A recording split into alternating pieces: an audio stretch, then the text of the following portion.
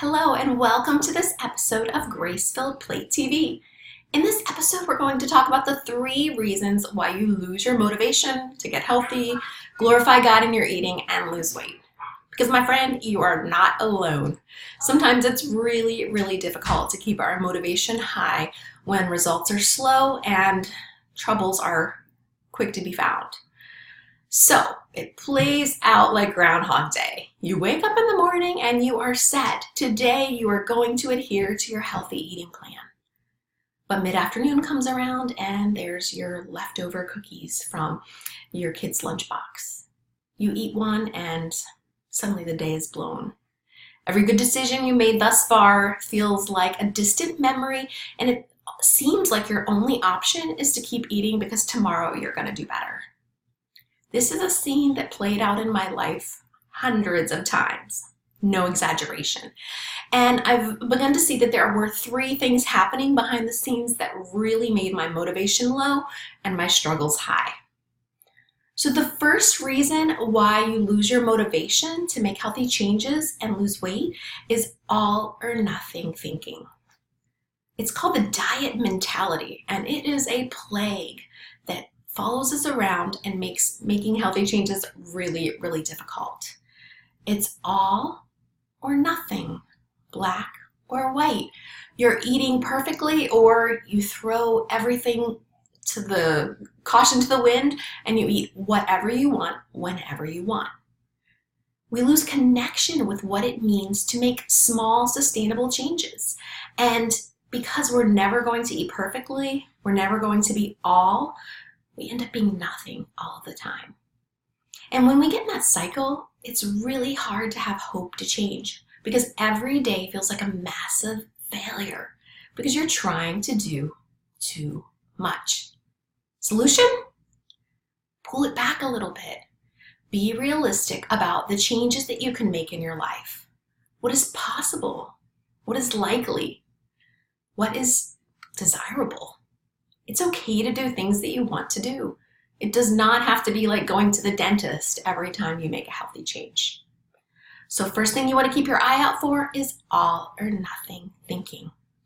The second thing is similar in that you're trying to do too much. We may even have the all or nothing thinking behind us, but we may still have really high expectations about what we're able to accomplish. Missing the fact that you are raising kids, running a house, working in ministry, being a wife, being a sister, and a friend. You may not have time to work out for an hour a day, and setting your expectation up to do so is only going to make you feel like a failure. And people who feel like failures, they have very little motivation. And the solution to this trying to do too much problem is to step back once again and see what is realistic. What could you do, and not only do, but like rock it? That is where we want to start. When you consider the healthy changes that you want to focus on this next week, ask yourself, on a scale of 1 to 10, how confident am I that I'll show up next week and have nailed it? If you're anything less than an 8, you need to go back and adjust. And I know that sounds really unmotivating, having something super small, but I'll tell you, there's nothing better than setting a goal, even if it's small, and attaining it. And what you're doing is you're training yourself to be successful. You're building confidence in your ability to change. Yeah, it's small, but imagine if you made it a small change every day for the next 12 weeks. In 12 weeks, you would have had way more healthy changes than if you tried to accomplish it all at once. So focus in, think about that 1% better that you can do today, and put your effort there. And let the rest go because you're going to work on it another time. The third reason why we may lose motivation is because our goals really aren't that meaningful to us. Now, I'm assuming you are a deep woman. You have deep values.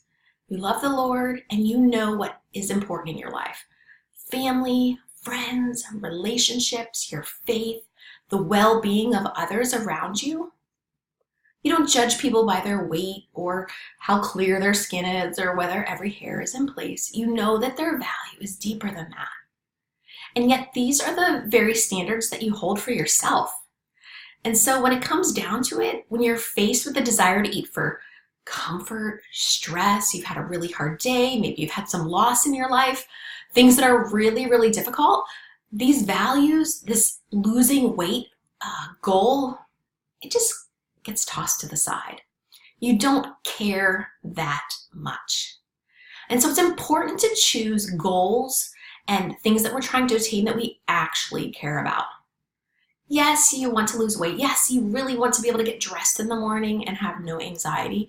And that's really important. But if that is your only goal, doesn't really have a leg to stand on when it comes to the difficult temptations that you'll be faced with on a daily basis. So the solution to this is to dig deep. Why do you want to lose weight? Why is it important to you? What will losing weight, getting healthy, what will these things allow you to do in your life? And when you accomplish these things, how will you feel? It's not so much about, slipping on the jeans. It's about going out and changing other people's lives. These are the motivations that will stand up against the temporary and immediate satisfaction that comes from indulging our flesh. So that's the third thing.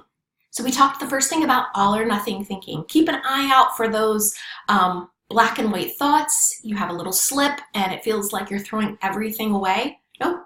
Motivation comes back when you hit the reset button and you remind yourself that this choice matters. And let me tell you, nothing gets things back on track faster than saying no to a temptation, even if you just, felt like you ate the farm. The second thing we talked about was trying to do too much. Like, be a realistic friend. Make changes that fit into your life. You wouldn't set your child up for failure by, putting them in a advanced class when they were struggling with the current subject. Don't do the same thing to yourself. Take a realistic view and get yourself sort of focused on what's possible and then rock that change.